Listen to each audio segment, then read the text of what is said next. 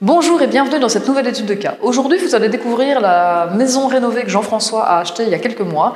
Donc ici, les travaux sont complètement terminés, le rendu est vraiment tip-top. Il va vous expliquer les chiffres de sa rénovation, ce qu'il a fait dans la maison lui-même et par un entrepreneur. Ce que je vous propose, c'est de venir avec moi et de partir en visite.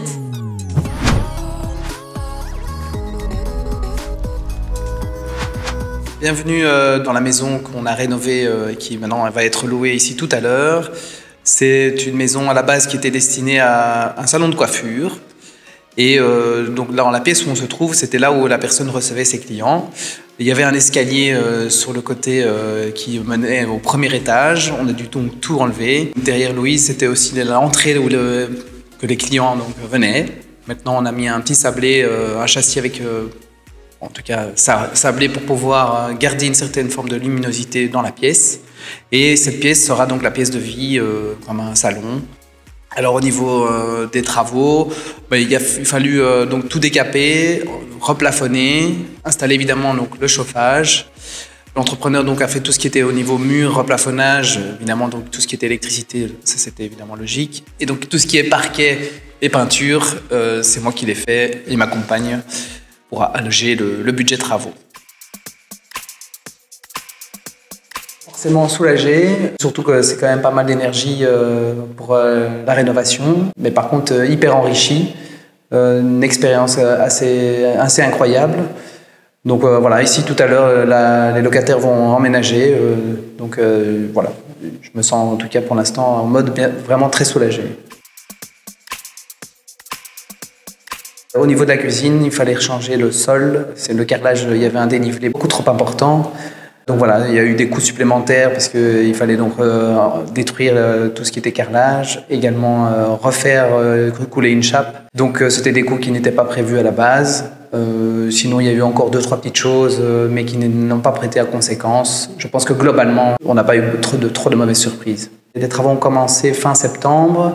Et l'entrepreneur avait terminé quasi fin novembre, début décembre.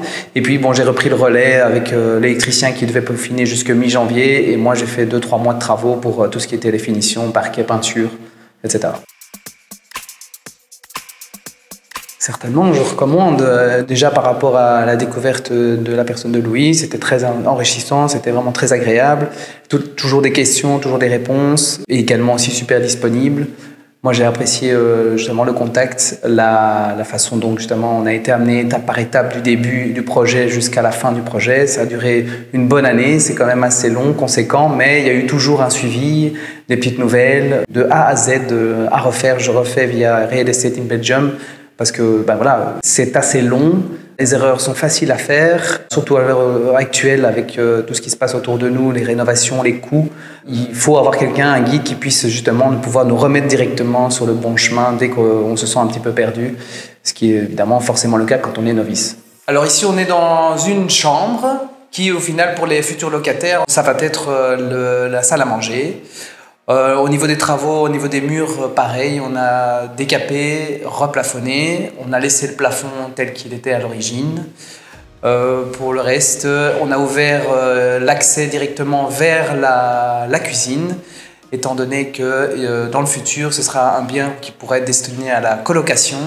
Et donc, évidemment, ça permettait d'avoir un accès beaucoup plus facile si c'était évidemment une salle à manger pour pouvoir permettre que les personnes puissent vivre plus aisément. Alors ce qui est intéressant ici, c'est que vous voyez, pendant qu'on fait les travaux, il y a des petites choses qui peuvent bouger. Donc on avait parlé dans la première vidéo que finalement on n'allait peut-être pas ouvrir le mur. Finalement Jean-François a quand même décidé d'ouvrir le mur et finalement c'est vrai que ça rend assez bien. Et ce qui est intéressant, c'est que ça rend vraiment le bien tout terrain. C'est-à-dire que pour l'instant, Jean-François, il loue en location classique, mais à terme, il aimerait bien louer en colocation. Et donc cette maison a été mise en location comme une maison 3 chambres. Et en fait, il y a une chambre du coup au rez-de-chaussée. Donc au rez-de-chaussée, on trouve du coup une chambre, un salon et une cuisine où on a la possibilité de mettre une table. Et comme Jean-François vous l'a dit, ici pour l'instant, on est vraiment sur un bien tout-terrain, c'est-à-dire que la chambre qui est au rez-de-chaussée, elle peut aussi servir de salle à manger. Donc si les personnes n'ont pas envie de mettre leur table dans la cuisine, on a la possibilité de le mettre ici dans la chambre, qui est aussi du coup une salle à manger. C'est vraiment une pièce tout-terrain et ça permet vraiment de pouvoir changer le projet en fonction de ses envies, en fonction de ses objectifs de rentabilité aussi. Ici, donc, on est dans la cuisine. On a, au niveau du châssis, on n'a pas dû le changer. C'était le châssis d'origine, un double vitrage. Dans cette pièce-ci, à la base, c'était la pièce où il y avait une salle de bain, lavabo. On a détruit cette pièce-là pour garder donc la pièce pour avoir une toilette séparée. Et donc pour mettre au niveau de la cuisine, une cuisine de chez Ego, qu'on a financée donc pour 2 ans. Comme ça évitait de sortir encore du cash. Le prix de la cuisine était quand même relativement intéressant. C'est une semi-équipée, il manque juste le frigo pour un montant de 4 000 €. Au niveau du sol, on a eu une petite surprise. C'est là qu'on a dû rechanger, en tout cas faire couler une chape et ensuite carreler, que j'ai fait donc moi-même, que j'ai appris. J'ai fait appel à 10 minutes pour pouvoir apprendre également à carreler, ce qui était très enrichissant.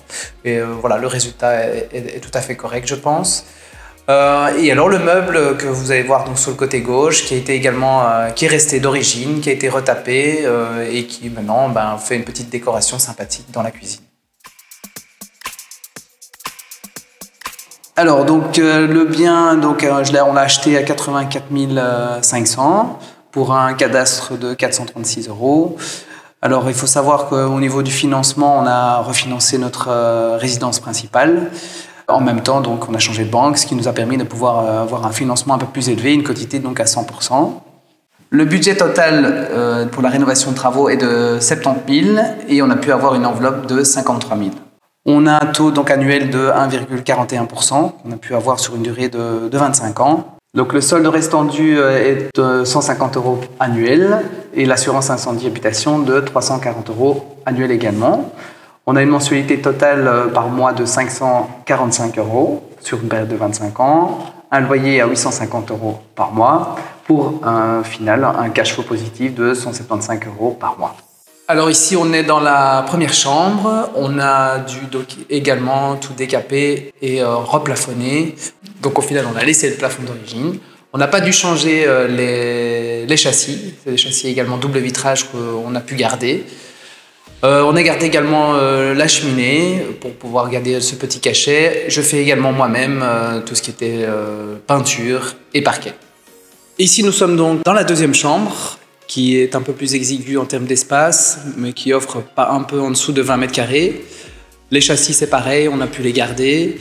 Et j'ai fait donc, comme dans la première chambre, au niveau des murs, c'est pareil, il y a eu décapage et replafonnage.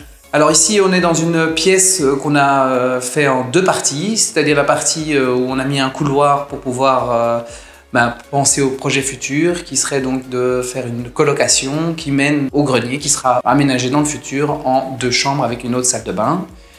Et alors la deuxième pièce, qui est donc la salle de bain, où il y a eu le châssis à changer. On a pu avoir un beau petit meuble chez X2O en produit d'exposition qui nous a permis quand même d'avoir 50%. Pour tout ce qui est le reste, on a essayé d'avoir aussi des petites réductions à gauche, à droite, notamment le parquet et la peinture, comme d'habitude, que j'ai fait par mes propres soins. Alors ici, donc, du coup, dans la salle de bain, ce qui est super intéressant, c'est qu'il ne faut pas hésiter à faire beaucoup de magasins et à chiner un petit peu. C'est-à-dire qu'ici, le meuble d'exposition, par exemple, Jean-François, ça lui a coûté 250 € pour un double vasque. Et chez X2O, du coup, on sait que c'est de la qualité. C'est vraiment un prix défiant toute concurrence. Et alors ici, moi, il y a une idée que j'aime vraiment beaucoup. C'est en fait une crédence autocollante. Donc, du coup, il n'y a pas de carrelage à ajouter. Il faut savoir qu'une crédence comme ça, au-dessus d'un meuble vasque, ou même dans une cuisine, ça peut vite coûter entre 300 et 400 € plus le carrelage. Pour la main d'œuvre et pour le placement. Et ici, du coup, en fait, ça fait complètement le taf. C'est autocollant. C'est une crédence autocollante qui a coûté environ 25 € qu'ils ont pu poser eux-mêmes. Du coup, c'est propre, c'est joli, ça fait joli sur les photos et c'est pas cher et du coup, c'est rentable. Bien, donc non, comme je l'ai dit, je vais me répéter, c'est clair. Non, jamais.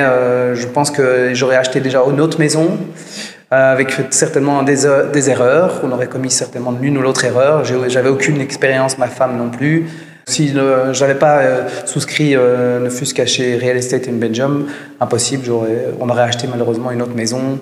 En ayant justement, Louise, je me rappelle, au tout début, m'avait donc déconseillé d'acheter une maison pour telle ou telle chose. Et avec le recul, les erreurs auraient été donc lourdes de conséquences.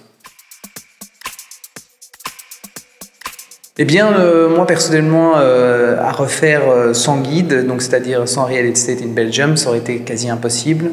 Et moi justement, c'est ça que j'avais besoin, c'est avec ma compagne, c'est de se lancer dans l'aventure, mais en étant guidé pas à pas, et de pouvoir justement choisir le bon corps de métier, éviter une source de stress supplémentaire et des erreurs qui nous auraient trop impacté financièrement. Et oui, les quelques milliers d'euros qui ont été économisés grâce à Real Estate in Belgium font qu'on est dans l'objectif réussi. Comme vous avez pu le voir dans l'étude de cas de Jean-François, avec les travaux réalisés, tout s'est relativement bien passé dans ces travaux. Alors, il y a plusieurs conseils et apprentissages qu'on peut en tirer, c'est-à-dire que Jean-François, il avait une enveloppe de travaux qui était relativement serrée, que lui a accordé sa banque, et donc, pour diminuer le coût des travaux, il n'a vraiment pas hésité à mettre la main à la pâte. Il faut savoir que avant de démarrer les travaux, Jean-François, il n'était pas vraiment très bricoleur, et donc, il a regardé des vidéos YouTube, il a demandé conseil à son papa, et il a vraiment mis les bouchées doubles pour pouvoir réduire le coût des travaux. Et c'est-à-dire qu'en réalisant le parquet lui-même, la peinture lui-même, en fixant le mode de salle de bain lui-même et en réalisant quelques postes relativement coûteux, il a vraiment pu faire de très très belles économies. Aussi, n'hésitez pas pour des petites choses, par exemple, si vous devez placer une lampe, placer un meuble. Il a aussi demandé de l'aide pour mettre le carrelage qui n'était pas prévu à la base au niveau de la cuisine. Il a demandé de l'aide en fait sur List Minute. Alors il faut savoir qu'aujourd'hui ça s'appelle Ring Twice. On a la possibilité du coup de poster un message avec ce dont on a besoin et d'avoir de l'aide pour un prix relativement intéressant. Et donc ça peut vraiment faire la différence à terme sur la facture. Jean-François, quand il a cherché cette maison, elle n'intéressait pas forcément les familles. Tout simplement pourquoi? Parce qu'il n'y a pas de cour et pas de jardin. Par contre, du coup, ça se loue très très bien. De un, il n'y aura pas d'entretien à faire pour les locataires, et donc pas de risque de dégâts locatifs pour plus tard. La maison qu'il a choisie, elle est vraiment tout terrain, c'est-à-dire qu'au départ, elle était vendue comme une maison 2 chambres. Du coup, il a eu vraiment un prix intéressant. Et dans son projet actuel, c'est une maison 2 ou 3 chambres, selon ce que les locataires ont envie de faire dedans. Et si les locataires ont choisi finalement de faire un salon, salle à manger en bas, et comme ils ont un enfant en bas âge, eh bien, ils vont utiliser uniquement les 2 chambres du haut. Mais à terme, Jean-François, ce qu'il aimerait bien faire, c'est une colocation. Et donc, comme il n'avait pas envie de gérer ça pour le moment, il a préféré la faire tourner en location classique et voir comment ça fonctionne. Il génère déjà un très bon cash flow grâce à ça. Et à terme, il aimerait bien aménager le grenier, qui est quand même une surface relativement conséquente, d'environ 60 mètres carrés. Et donc, il a la possibilité de faire 2 chambres supplémentaires. Il a déjà créé le couloir dans la salle de bain, vous l'avez vu tout à l'heure. Et ce qui permet vraiment d'avoir un bien, comme on les aime, un bien tout terrain. Et donc, la chambre cuisine qui existe en bas deviendra alors une cuisine, salle à manger, salon, et donc en haut il y aura 2 chambres et au grenier il y aura aussi 2 chambres avec la possibilité de rajouter une salle de bain supplémentaire. Et ce qui est vraiment top, c'est que Jean-François a vraiment pensé à tout, dans le sens où il a déjà fait remonter les arrivées d'eau, il y a déjà les arrivées de chauffage, etc., tout ça dans le grenier pour que ça puisse être prêt le jour où il a envie de faire ses travaux. Comme j'essaie souvent de vous le dire dans les coachings que je réalise avec les personnes qu'on accompagne, c'est que je pousse souvent les gens à essayer de faire quelques postes par eux-mêmes. Notamment au niveau de la peinture et du démontage, on peut gagner quand même beaucoup d'argent. N'hésitez pas, il y a beaucoup de vidéos YouTube qui sont sorties, il y a aussi des ateliers bricolage qui sont créés qui sont proposés par exemple dans les magasins de bricolage ou tout ça. En économisant sur le budget travaux, vous allez vraiment augmenter la rentabilité du bien. Alors comme d'habitude, si cette vidéo vous a plu, vous nous laissez un petit commentaire, un petit like. Jean-François et moi, on se fera le plaisir de vous répondre. Et puis je vous dis à bientôt sur la chaîne.